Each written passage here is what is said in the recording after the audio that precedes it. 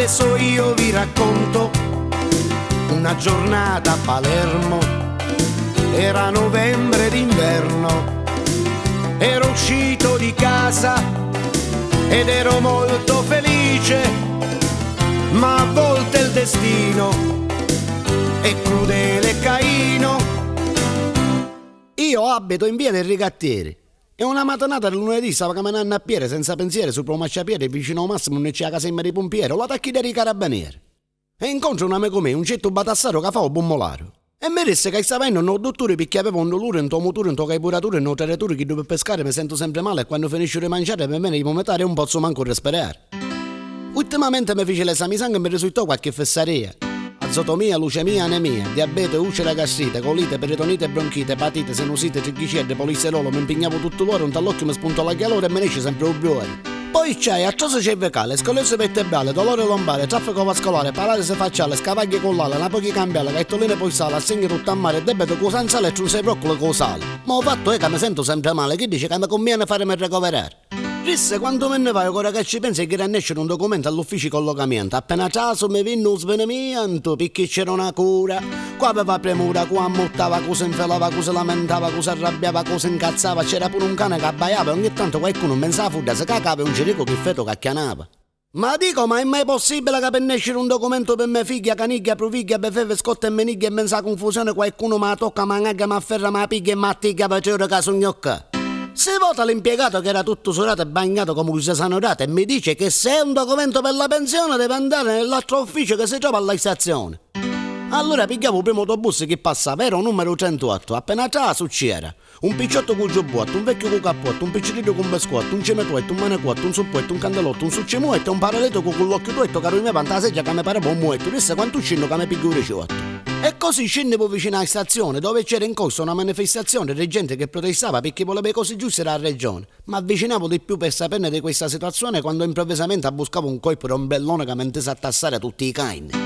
Vuoi dire erano le 6 quando mi arrospigliavo un toilettino ero pronto soccorso in piazza Maime.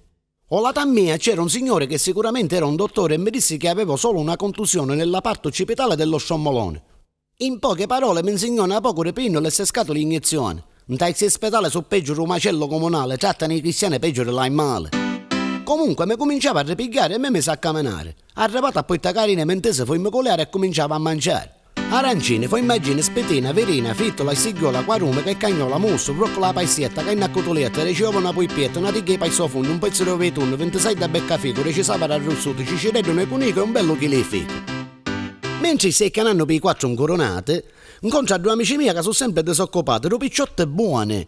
Hanno stato 20 volte arrestate, sono vegliate all'isola confinata, al bagno penale, doccia comunale, casa circondariale, manicomio criminale e la firma settimanale. Insomma, 2 turisti girano sempre, chi c'era male? Uno è intitolato Recuzzo e l'altro Manuzza, che quando cammina sa una caspaduzza e per non dare nell'occhio si repera un po' si babaluce con la ghiuzza all'angolo della via Torremuzza. Salutava i suoi amici e pensavo ravvicinare da una mia zia che abita al pian terreno di via Lamantia. Appena girata la traviessa un po' sul blocco della polizia. Ma lei non è alla mia. Mi favorisca i documenti.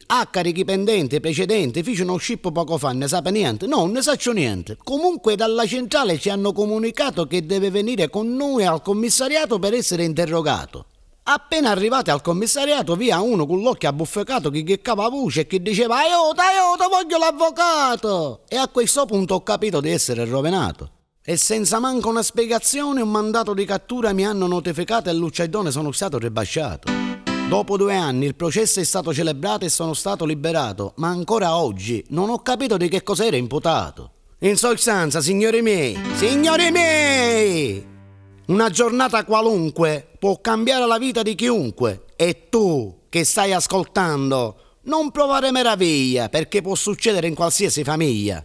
Ecco carissimi amici, questa storia che ha cambiato la mia vita è bella e l'è finita, ma la prossima volta che mi gira a fare una passeggiata me ne vai in una montagna isolata.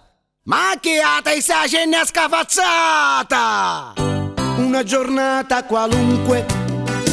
Adesso io vi racconto una giornata a Palermo, era novembre d'inverno, ero uscito di casa ed ero molto felice, ma a volte il destino è crudele Caino, ma a volte il destino è crudele